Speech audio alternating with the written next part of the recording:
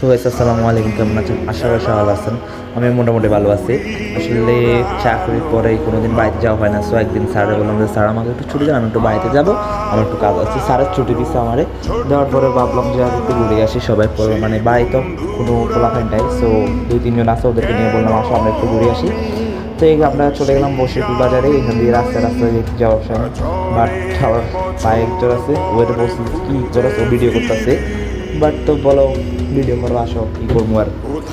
সবাই তো এটা একটা স্মৃতি হয়ে থাকবে। আসলে কোন সময় সবাই আর এই সময় আর ফিরে পাবো না। আসলে মানে এখানে আসার পর থেকে অনেক কিছু মিস করতেছে। আসলে সবাই একসাথে আড্ডা দিতাম, মজা করতাম, এরকম আড্ডা দিতাম, মজা করতাম, এই আর এখন এই দিনগুলোকে অনেক মিস করতেছি আসলে। আর কখনো দেখা হবে কিনা। আর আমি যে চাকরিটা নিচ্ছি ওখানে আসলে আমার ছুটি অনেক কম বলতে গেলে, এই জন্য আমিও আসতে পারবো না। বাট এতটুকুই তো। আর কি, সবাই ভালো থাকবেন, সব ভিডিও দেখতে থাকেন।